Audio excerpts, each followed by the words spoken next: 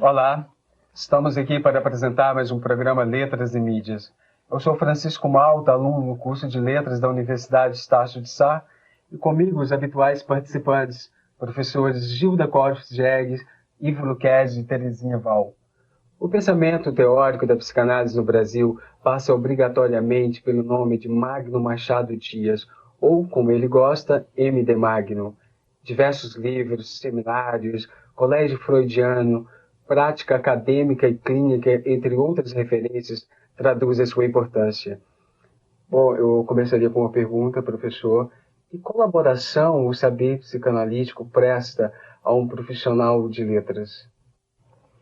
Você sabe que tudo isso que se veicula com o nome de psicanálise está, desde que ela iniciou, comparecendo em todas as produções literárias, se não como tema, pelo menos como assunto para os psicanalistas. Né? Toda vez que um escritor produz qualquer coisa, mesmo que não seja no livro literário, um escrito teórico, qualquer coisa que passa pela escrita, necessariamente anuncia ou mesmo denuncia uma certa presença disso que a psicanálise gosta de chamar de inconsciente. Afora o fato de que os psicanalistas são geralmente escritores frustrados. Então eles gostam muito de fazer um pouco de literatice quando eles escrevem. E isso faz com que, já até de acordo com a nossa época, na perda das fronteiras, muita coisa da psicanálise assim apresentada é pura literatura. Talvez até seja bom, né? Você faz um pouco de literatura tentando escrever sobre psicanálise. Mas, de qualquer forma, o profissional de letras, e se você vê em qualquer, hoje em dia, em qualquer escola de letras, no mundo inteiro, ele está sempre localizado numa região próxima da psicanálise, mesmo às vezes com disciplinas dentro das universidades, sobretudo em pós-graduação, né, que tratam das questões da psicanálise em relação com a literatura, etc, etc. Eu aproveitaria um pouco a pergunta do Francisco, ampliando, já saindo um pouco do campo apenas da literatura para o campo da arte, já que tens uma formação em arte, né? Trabalhaste muito tempo com estética no Parque Lage, além de também exercitar um pouco a pintura, que eu sei. Então, aproveitando essa questão, eu percebo, né, uma certa contaminação, né, de um fluxo de terapias em torno da arte, o que extrai da arte aquele vigor, né, no sentido de que ela se transforma quase que numa arte-terapia. Alguns sintomas são visíveis também em outras áreas, por exemplo, nas livrarias hoje é comum, né, de se perceber livros de Freud ao lado de livros de autoajuda. Isso apenas para, né, exemplificar. A própria Bienal, a última Bienal de São Paulo, trazia bastante essa presença do que nós poderíamos chamar de arte-terapia.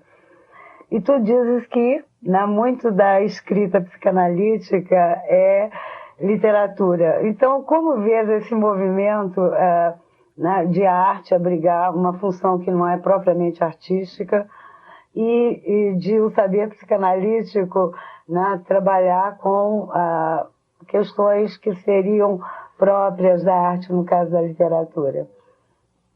Olha, hoje em dia, o fenômeno mais evidente no campo da produção intelectual, artística, etc., é que as fronteiras estão se borrando definitivamente. Isso é óbvio. Isso faz com que haja uma certa transgressão de campos, digamos assim, de maneira que pode ser bastante eficaz, pode ser uma coisa boa, dependendo de como é produzido. Em termos de mistura nas livrarias, o Brasil não é um país lá muito culto, né? Então, quando você chega numa livraria e pede um livro, o cara não entende absolutamente nada daquilo que ele está vendendo. Quanto mais saber arrumar a prateleira de acordo com a temática de cada autor, etc. E a temática de autoajuda está tão na moda, é tão rentável, que é mais fácil você vender um livro de terceira categoria do que um Freud. Então, talvez, quem sabe, eles carreguem o Freud junto. Se vender o Freud junto com a autoajuda, quem sabe alguém compra um Freudzinho por desleixo, ou por não saber do que está se tratando, e leve para casa alguma coisa legível. Não é? Agora, quanto ao fenômeno da terapia, digamos assim, artística, eu acho muito importante. As artes, em geral, elas deviam estar presentes em todos os processos de formação, de educação infantil, de adolescente, de adulto, etc, etc. E é perfeitamente plausível que se utilize arte no sentido terapêutico, ou seja, de colaboração a um tratamento, etc. Hoje em dia se chama de terapia qualquer coisa. Se o namorado te dá um beijo para você acalmar, chama-se beijoterapia. Se não for kissterapia, porque a língua nossa já não serve para mais nada. E tudo é terapia. Tudo serve com esse nome. Então, é perfeitamente plausível que se utilize a arte como processo de ajuda mental, de educação, etc. Na minha juventude eu participei francamente e ativamente num movimento que então era nascente, até mal visto no Brasil, que era um movimento Educação pela Arte, que hoje eles chamam Arte e Educação. Né? Naquele tempo era uma coisa mal vista, a gente parecia que estava desvirtuando as crianças dentro da escola, botando um ateliê, deixando que elas livremente se exprimissem, etc. Aliás, eu sou especialista em coisas que são abominadas no começo e depois. Né? De vez em quando eu trago uma coisa nova, que todo mundo é pedreiro, e um dia ela fica tão banal que me expulsam. Mas, assim, ainda aproveitando a questão da arte com a psicanálise, né? Quer dizer, na verdade, a escrita do livro do Freud junto ao autoajuda, se estiver lá a interpretação dos sonhos, vai ser vendido. E ali o que nós temos naquele texto é um texto literário. Sim, da melhor qualidade. Não é? Então, eu acho que nesse sentido, né, há uma possibilidade ainda de uma salvação, pelo desvio, quer dizer, essa questão mesmo da rebeldia, né, o texto fica rebelde e vai para a bolsa de quem não pensou, para a bolsa de quem não pensou em ler algo que seria fantástico, né? Que é uma interpretação, né? Quer dizer, seria uma leitura. De qualquer forma, as pessoas estão lendo alguma coisa, né? Antigamente elas até pendiam mais para o lado do analfabetismo radical. Agora já leem alguma coisinha, né? Então talvez façam um pré-vestibular para a leitura de coisas mais importantes. Eu digo pela própria margem, né? Pela margem. Vai chegar pela margem. Quem sabe chega lá. Mas acho que talvez aí é que reside a minha, vamos dizer, perplexidade, que se caracterizaria pelo reconhecimento de um perfil societário e cultural no qual parece que se tornou norma o desprestígio do sentido. Quer dizer, vivemos numa cultura onde o impensável se tomou forma. O impensável é esse: ler uma coisa sem dela ter que necessariamente aprofundar a extração de um sentido. Assistir a um filme deslizando pelas imagens sem colocá-las em questão. Então, isso me faz perguntar o seguinte: como, no caso agora da psicanálise clínica, a experiência clínica, como este comportamento, que parece quase dominante, reverbera na experiência entre o analista e o analisando, se ele chega praticamente esvaziado de sentidos? É um bocado difícil conseguir esvaziar alguém de sentidos, porque a sintomática está lá e brota com uma espontaneidade muito grande. Né? Então você sempre consegue captar alguma coisa que está extrapolando a vontade de estupidez. Mas isso dá a competência do analista. Sim. E o retorno do analisando? O que está acontecendo, você tem toda a razão, que está acontecendo é que é necessário, hoje em dia, ao analista, ele fazer uma recomposição absoluta do seu modo de operar dentro da clínica. Esse desleixo pelo sentido, essa capacidade de viver mais ou menos bem, no tanto faz como tanto fez, tá? A coisa está se encaminhando assim, não dá para segurar. Nós temos que entender, acompanhar e procurar intervir da maneira possível. A maior reverberação dentro da clínica é a seguinte, é que o analisando, que está lá pedindo uma análise, nós sabemos que ele não quer fazer análise, ele pede para não fazer, né? Se você realmente entra com o trabalho, ele não gosta muito. Isso é uma coisa que vem desde Freud, ensinando aos futuros analistas que ele tem que ter muita paciência, porque aquele que pede análise não a quer. A análise não é uma coisa benquista quando ela existe. Quando você vê o analisando muito satisfeito com o seu analista, está acontecendo nada lá dentro. Não é? Porque senão ele estaria com um pouco mais de tensionamento em relação às operações que ele pediu para fazer para atingir algum objetivo que talvez seja interessante, ficar livre de alguma coisa dolorosa ou coisa dessa ordem. Mas efetivamente o que acontece hoje, e eu costumo dizer àqueles que trabalham comigo, é que está ficando cada vez mais difícil você conseguir fazer com que uma análise funcione.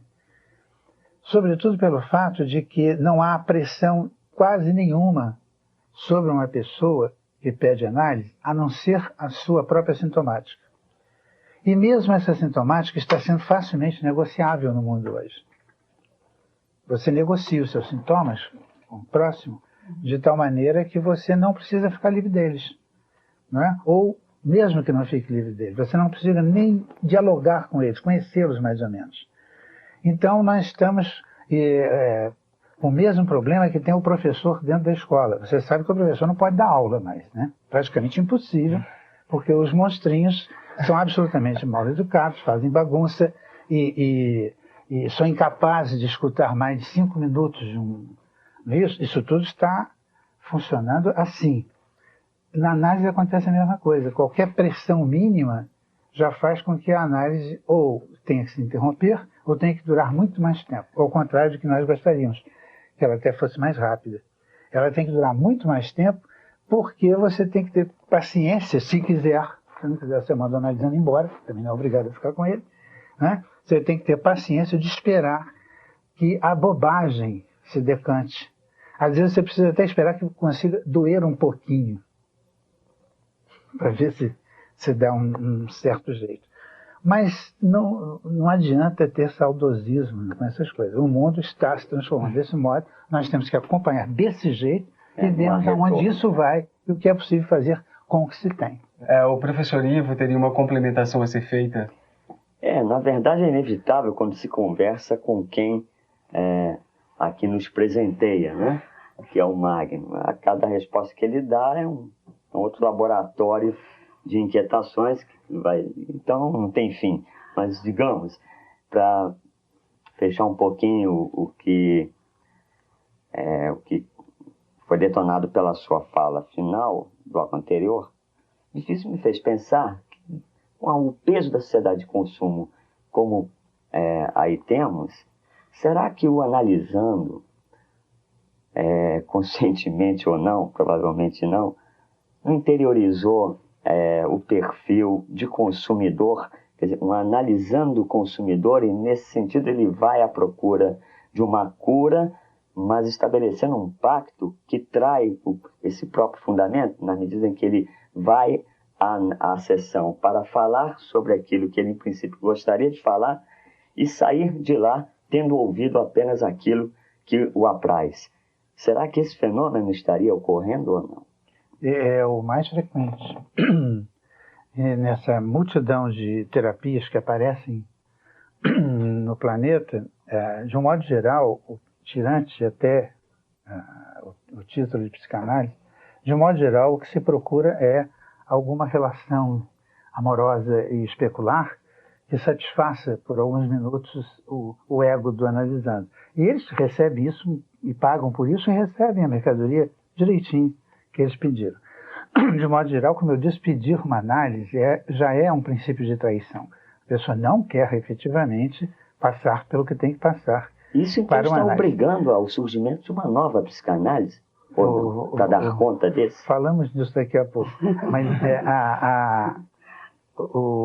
mesmo no campo do chamado psicanalítico, do dito psicanalítico, isso acontece com muita frequência.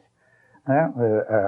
Uma multidão de pessoas que, porque tem um diploma de psicologia, disso ou daquilo, se nomeiam psicanalistas, existe uma espécie de botequim institucional a cada esquina, você entra em algum deles e abre um consultório e não sabe mais nada do que está fazendo ali, é óbvio, ele não faz ideia do que está fazendo, e ele então presenteia o seu cliente com aquilo que ele pede.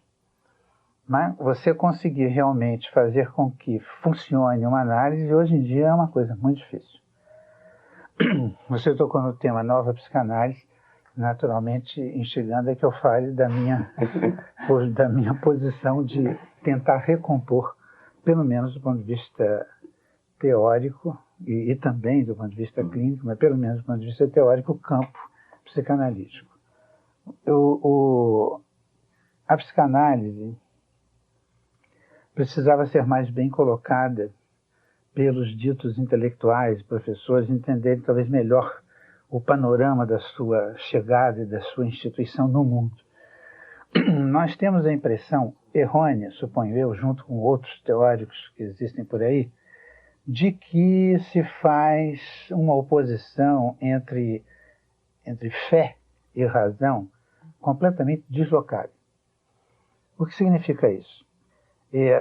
No nosso trabalho de pesquisa da estrutura psíquica da espécie, cada vez eu me convenço mais de que quem estava certo era Tomás de Aquino. A fé vem sempre antes da razão em qualquer situação. O que significa isso?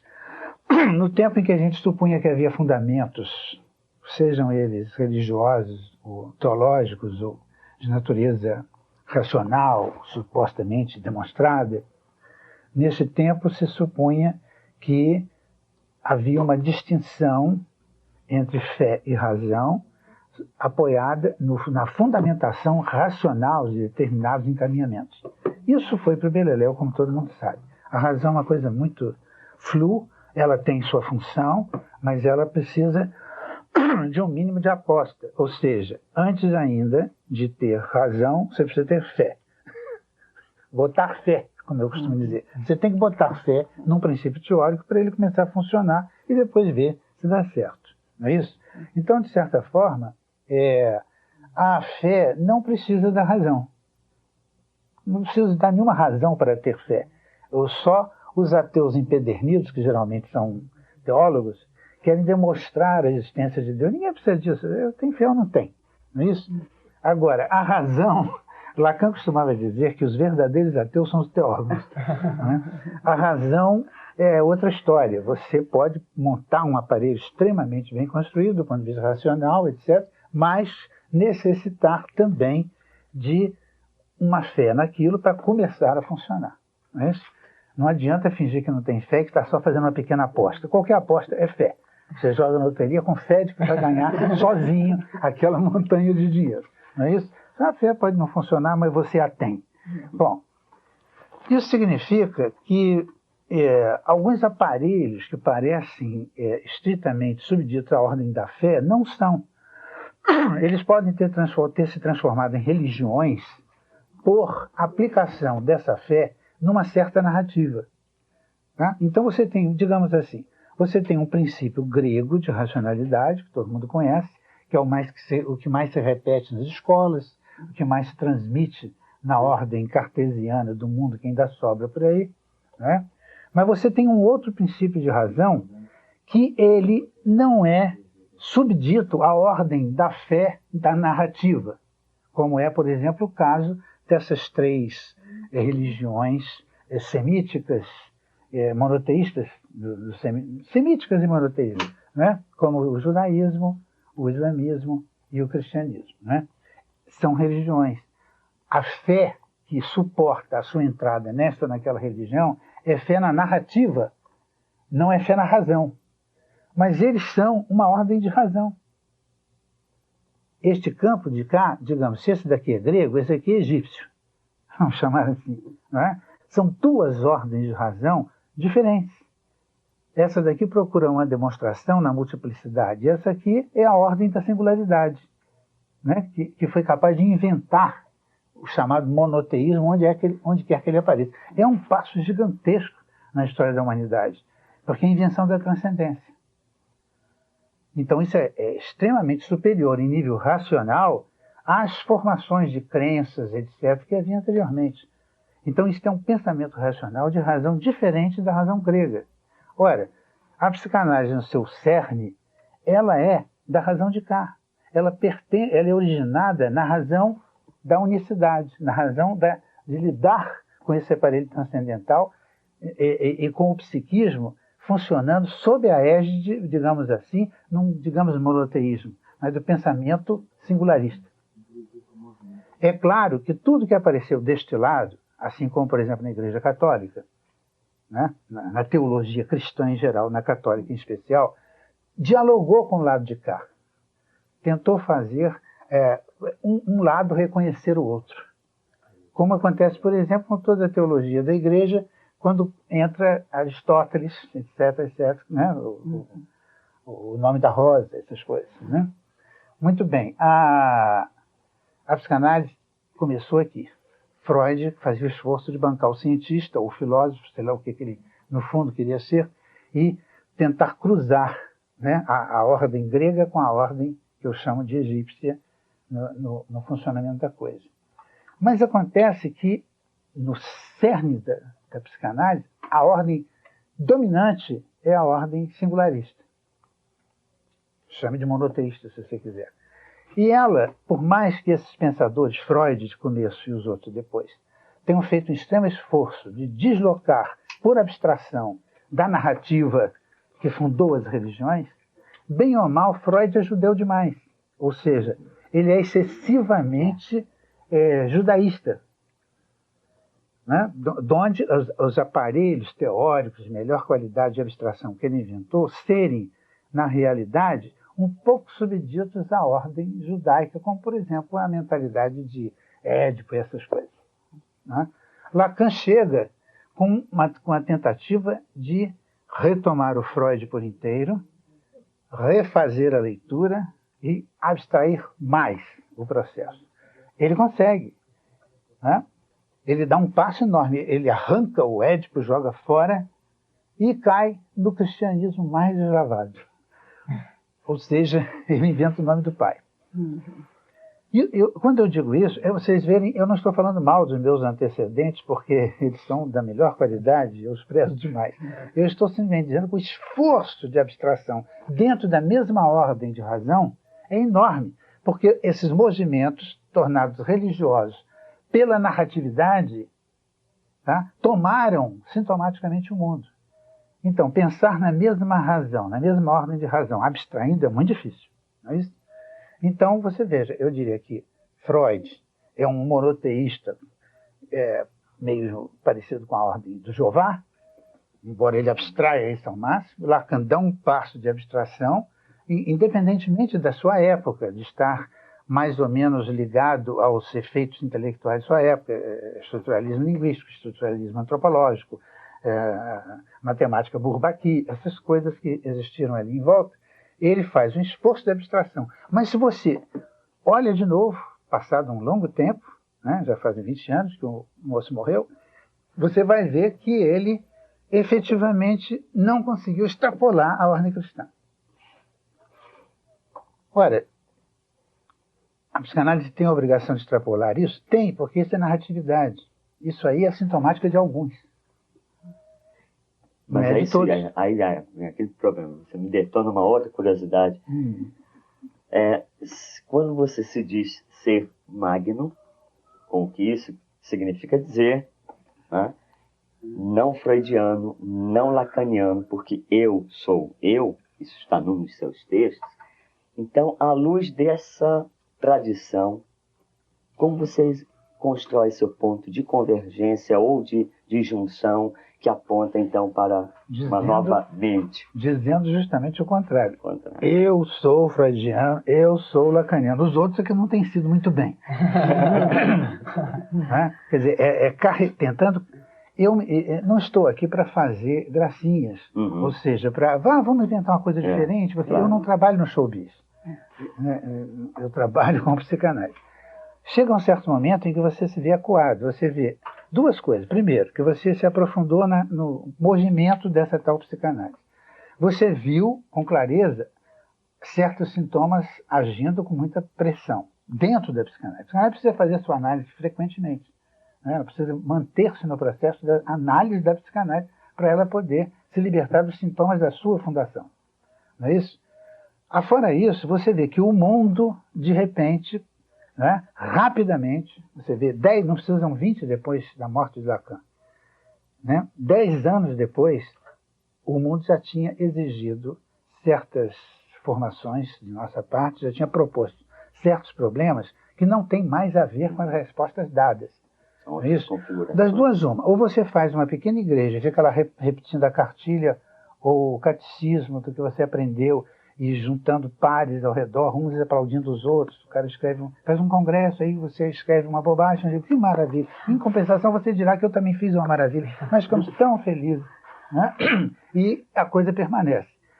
Mas quando você realmente tem um problema, ou seja, o procedimento teórico vai mal. Ele não está dando conta. Além disso, o mundo está pedindo outra coisa. O que eu vou fazer?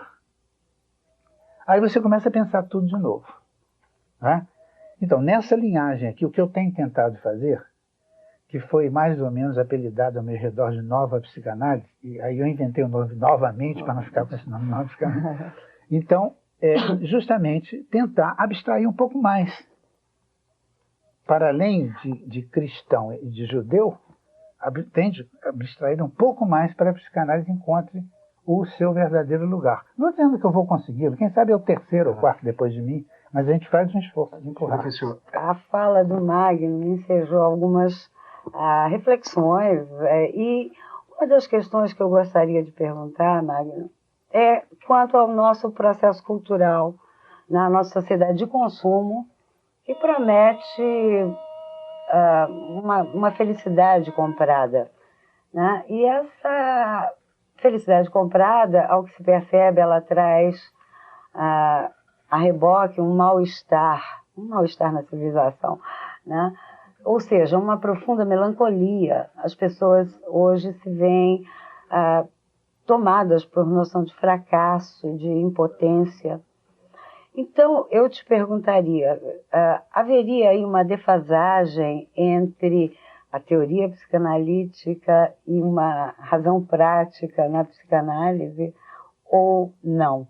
Como tu vês essa questão no tocante à nossa sociedade?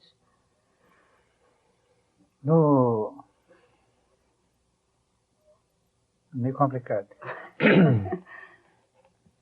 Veja bem, os parâmetros se degringolaram, como todo mundo sabe. Não é isso? A psicanálise não sofreu nenhum arranhão com isso. Ela tem firmeza própria de voo para continuar pensando. O que está difícil é a relação da psicanálise com aqueles que lidam com ela, sobretudo os analistas. Porque na medida em que eles viram que o mundo está meio caotizado, do ponto de vista das referências, inclusive políticas, do ponto de vista da unilateralização do mundo, depois da queda do Muro de Berlim, a tal globalização, etc., que não é globalização coisa nenhuma, mas de qualquer forma o campo ficou embaralhado. Nesse baralho, os analistas, mais frequentemente, não estão podendo responder bem a sua pergunta, por uma razão simples, porque ao invés de persistirem no campo do seu conhecimento, ao invés de persistirem perguntando à própria psicanálise que endereçamentos ela pode conseguir, eles continuam se dizendo, psicanalistas continuam funcionando e aparecendo em todos os jornais e TVs como tais, e alugados a pensamentos outros. Eles estão alugados a uma determinada posição política, seja ela qual for, estão ligados a uma posição da mídia, alugados à mídia, alugados a alguma coisa que eles seguem com mais frequência do que a tentativa de se manter numa posição extremamente difícil, que é a da psicanálise diante dessas questões. Então, era preciso, você está se referindo a esse tema, que é justamente o que eu pretendo desenvolver este ano, próximo, com o meu falatório, para não chamar de seminário, com o meu falatório deste ano, eu pretendo desenvolver essa questão da psicanálise em relação à política, à ética, ao direito. Por quê? Porque precisamos pensar qual é a posição do analista e da psicanálise diante dessas questões, sem tomar a resposta do outro ao lado e deixando absolutamente de lado a sua questão psicanalítica. Né? Portanto, eu não vou te dar a resposta hoje, eu espero que você vá ao meu falatório e escute pacientemente um ano de desenvolvimento do tema, aí você talvez tenha uma resposta. Mas, de fato, as pessoas estão em mal-estar cada vez maior, embora pareça todo mundo muito alegre, festivo, etc. Nós notamos que cada vez as pessoas estão mais degringoladas. Apareceu até um síndrome novo chamado síndrome do pânico, que é uma tolice, é uma velha neurose assustada. E os caras inventaram esse negócio de síndrome do pânico, porque faz bom mercado e as pessoas ficam muito satisfeitas, sofrendo muito, mas saber que tem síndrome do pânico. É igual analista lacaniano que pega o psicótico e diz, não é nada não, isso é só foraclusão do nome do pai. Não tem problema. Não resolve coisa nenhuma, mas está nomeado. Então, era preciso, quer dizer, a única coisa que eu posso responder a você de momento é que os analistas talvez devessem se perguntar no percurso mesmo do pensamento psicanalítico como se situar politicamente, eticamente, etc, etc. Eu suponho, quer dizer, nessa questão de nomear, né, o dar o nome, voltando àquela exposição anterior da nova mente, né, quer dizer, essa criação de um nome, porque a fala é escrita, não é? É uma inscrição, a fala também se inscreve. Claro. Né? Nós, ao falar, não estamos escolhendo, estamos fazendo uma escolha que nos revela. Ainda mais hoje em dia que se grava tudo que se grava diz. tudo. Né? E que a escrita a maioria dos meus livros são falações.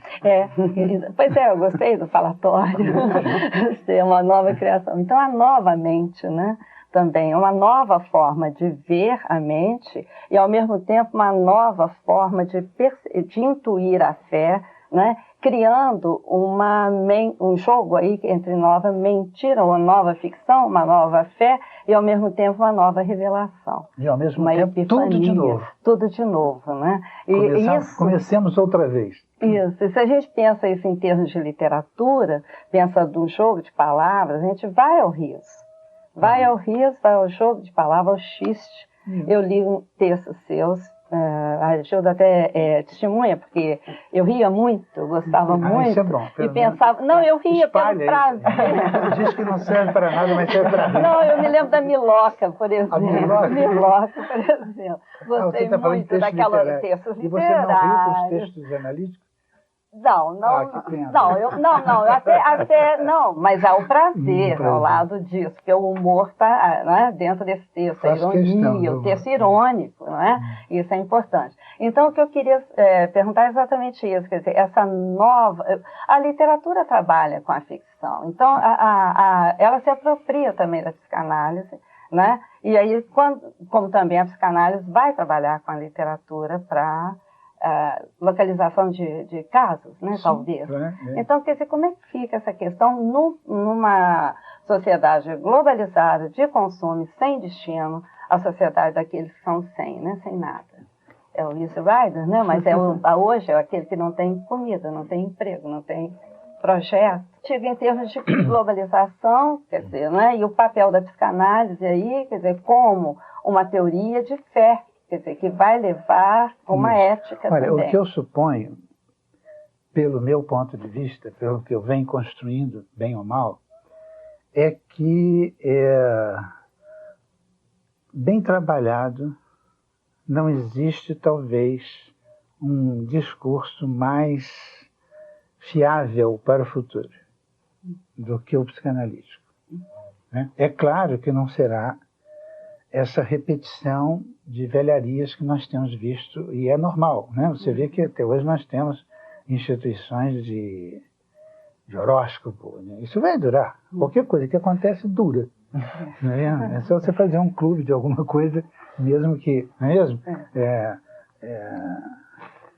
Ainda tem lá a igreja do Augusto Conte, em Paris, até hoje. Pode ter uma igreja do Lacan, isso não tem a menor importância que continue existindo como igreja. Entretanto, no processo de desenvolvimento do pensamento em questão, eu quero supor que não há nada mais capaz de dar substrato de pensamento para essas questões vindouras do que o que a psicanálise é capaz de oferecer. É claro que ela precisa fazer análise e se modificar para acompanhar o que está acontecendo e todos esses problemas que você colocou. Ou seja, ela precisa nascer novamente. Eu tenho a impressão de que estamos efetivamente no limiar de um outro tempo, sem nada aqui de profético, que vou tentar equacionar. Chegamos quase à beira de uma saturação. E essa saturação está promovendo possíveis inversões radicais. Vou tentar esclarecer a coisa um pouco assim. A menina dos olhos da civilização parecia reunir a ciência e a tecnologia como as duas grandes vertentes da salvação. À luz daquilo que as fez cair no auge do aprimoramento delas, ali mesmo, na contrapartida, parece agora surgir a outra face. Ou seja, as pessoas começam a trocar o glamour pelas conquistas da ciência e da tecnologia, pelo receio também do que elas duas podem fazer contra os próprios seres. E é aí, nessa tomada de percepção, ainda que embrionária ou não, a psicanálise se fortaleça, porque virá a reboque um caldo humano, de carência humana, de investigação humana, até como tentativa de firmar uma reatividade contra as invasões propostas pela ciência e pela tecnologia. Não sei se isso mereceria eco no seu discurso. Olha, o que o Ivo colocava é extremamente importante. E é um assunto que tem duas faces. É muito, muito delicado, a meu ver, de lidar com isso. Primeiro, porque justamente o que tem investimento, crescimento, potencialidade hoje em dia é ciência e tecnologia, sem dúvida. Elas estão muito mais avançadas do que o público leigo pode supor, evidentemente. Como, por exemplo, fazendo um pequeno parênteses, as pessoas pensam que não existe clone humano. É de morrer de rir.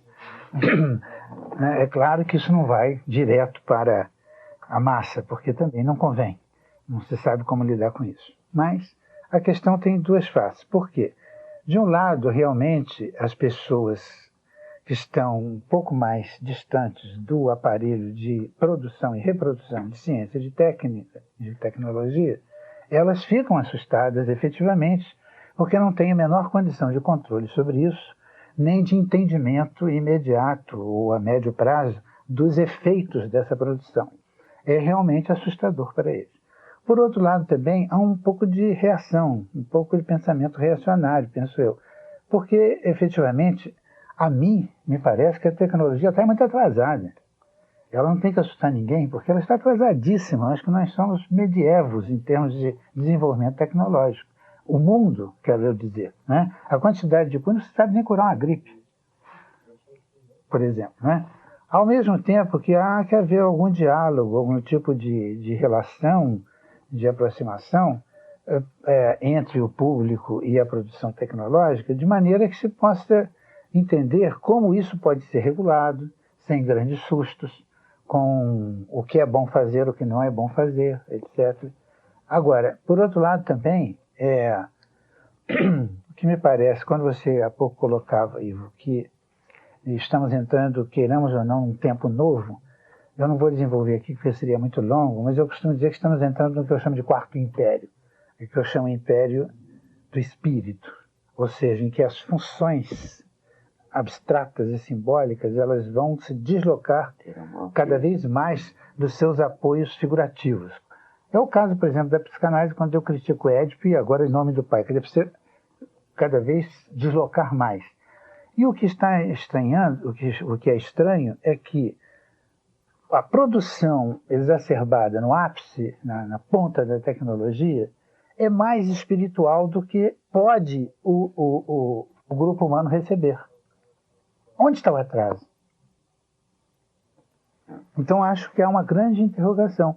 Não se pode apenas criticar o avanço tecnológico como se ele fosse um monstro que fosse passar por cima do tal humano, porque se tem que criticar também o atraso do humano em conseguir conceber a produção daqueles poetas, eu os chamo assim, que estão lá na ponta, nos presenteando com possibilidades novas. Então, quando eu olho de uma perspectiva, o monstro é aqui. Quando eu olho de cá, o monstro é cá. Onde eu vou situar a questão? Né? Que há uma tendência muito forte contra a tecnologia, contra, etc., de dizer que ela é o monstro. Eu estou vendo monstros dos dois lados. Um que produz desbragadamente sem o entendimento do outro. O outro que não faz nada para entender nenhuma produção. Como é que você sai dessa? O Magno, muito a propósito, eu vou arriscar aqui uma questão. Nós vivemos numa cultura, nitidamente uma cultura da tagarelice. Sim, né? E o silêncio não é ouvido. Não. Então, mesmo quando a gente chama ele de falatório. Então, a minha pergunta seria nesse sentido, quer dizer, os poetas estão falando, né, mas permanentemente se houve uma denúncia da falta de ficção no mundo moderno. Né? Então, seria exatamente essa questão, quer dizer, há uma fala que não está sendo ouvida, ou será equívoco da minha parte, né? Olha, eu acho que nós estávamos acostumados a narrativas, sobretudo as grandes narrativas que sustentavam a segurança do percurso das pessoas. Eu acho que isso acabou. Né? Então, em falta de narrativas adequadas, a tagarelice está solta. Né? O que acontece é que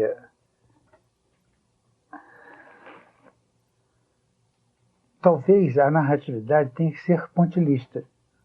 Tem que ser pontilhista mesmo. Né? E o quadro total é que tem que se organizar como uma narrativa só. Agora, isso que você está criticando, talvez se refira mais ao fato de que as pessoas sem grandes narrativas para repetirem, elas estão desbragadamente tagarelando, com ou sem motivo, com ou sem substância. Não é isso? E fica extremamente difícil, no seio dessa multidão de falações, você distinguir quais são aqueles que terão serventia, terão força, ou estão tendo. É muito difícil. Então, o que está pior hoje não é para o qualquer um que fica de bate-boca. Está pior para aqueles que acham, ou que supostamente têm alguma coisa a dizer, e que não tem vez maior, pelo menos. Tem até vez, mas não tem vez maior. Ele tem que competir com a tagarelice da moçoila gostosinha e burrinha da televisão.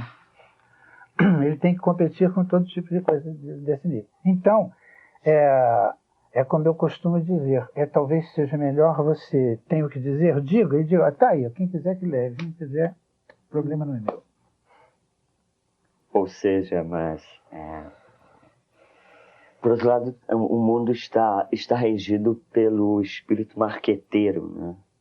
Sim. E ele assim se comporta sem nenhum pudor. Sem nenhum pudor. Passando por cima da ordem discursiva, massacrando aquilo que um dia foi chamado de sujeito, e que, se já morto não está, pelo menos agoniza. Né? E aí sobram estilhaços de ser em crise profunda porque perderam a ação ao reconhecerem que a ação é fruto de uma vontade sempre do outro. Perderam o discurso na medida em que se fazem apenas seres reprodutores de uma ordem discursiva que a mídia se encarrega de construir. E aí, como suportar o silêncio diante do reconhecimento de que os dois pilares de sustentação dessa existência foram tirados, a ação e o discurso. Como não cair na sedução da tagarelice? Isso em termos de massa, de comportamento dominante. Por um outro lado, eu acho que o próprio Magno já afirmou anteriormente que a teoria psicanalítica é uma teoria da comunicação, não, Magno? Sim, não é outra coisa. Uhum. Eu trato a teoria psicanalítica como se ela fosse a teoria da comunicação, mas é uma comunicação um pouco difícil. Sim. Não teoricamente difícil, difícil na prática, muito difícil de se exercer. Né? Eu não sei... Quer dizer, deixar aí, quase é um Dasein, né? Quase um ser aí que seria a sua obra, vamos supor. Como alguém Não acho fora que hoje do não há muito marketing para fazer. poder chegar. Eu acho que não há muito para fazer, sobretudo em termos de Brasil. Você sabe que o Brasil é a pátria do assassinato cultural. Essa frase não é minha. Essa frase me foi dita numa conversa com Glauber, foi dita por ele. Eu tentava comentar o último trabalho dele naquela época, que era um livro chamado Riverão Sussuarana, que eu dizia a ele que era, a meu ver, cáustico o suficiente para dissolver alguns sintomas nacionais, e ele tentava comentar também, de volta, a minha atitude naquele momento, que era de tentar reimplantar um sistema de existência da psicanálise, mesmo tendo sido buscada a última lá fora, Revirão, que fosse... Não, ainda era cedo, ainda não tinha cedo. pintado o Revirão. Eu estava tentando plantar uma situação que não fosse colonizada, né? E ele morreu de rir na minha cara e falou assim: você vai ser linchado, o Brasil é a pátria do assassinato cultural. Eu fiquei achando que ele estava exagerando, estava não. Hoje nós dois sabemos, ele e eu, que é verdade. Quer dizer, então não há como se salvar da colonização. Em termos de Brasil é muito difícil. Mas... não, você não encontra... Perdão, você ia falar um pouco. O que eu ia falar é o seguinte, que em termos de globalização, onde é que fica então a tal da colonização? Vamos pensar o Brasil e depois se... Eu critico a vontade de colonialismo no Brasil, eu critico o Brasil, eu não critico os de fora, porque todo mundo se der chance e quer ser dono de alguém. Eles estão no papel. Natural, não é isso? Pois é, tudo globalizado. A questão que me parece acontecer aqui é que em primeiro lugar, parece que não existe pessoal suficiente do ponto de vista de formação intelectual para ter condição de reconhecimento de algo que nasce aqui. Se você coloca uma coisa nova, o cara fica olhando e acha que o mínimo você é maluco, né? Então vai-se lá fora perguntar, o cara é maluco ou não é? Isso é pensável? Se eles disserem aí você tem até um pouco de sobrevivência, né? E isso, se você tiver muita sorte, alguém se encantar com você, geralmente com a sua pessoa mais do que com a sua obra, você consegue até fazer um trabalho muito legal. Mas, de um modo geral, não é assim. De modo geral, você está mais ou menos proibido de pensar. Imagine, né? O cara que eu conheci ali na Estácio, imagina, ele está pensando, imagina. Né? É tipo brasileiro isso, né? Se você tiver um colega e você tiver uma grande ideia, você imagina, aquela moça que anda comigo. É aquela regra do clube que me aceita não presta. Lembra do Groucho Marx? O Brasil é tipicamente isso. E tipicamente vive de assassinato cultural. Bom, o nosso programa chegou ao fim. Agradecemos imensamente a presença de Magno Machado Dias, aos nossos habituais participantes, a você pela sua audiência, e aguardamos a todos para um próximo programa. Até lá.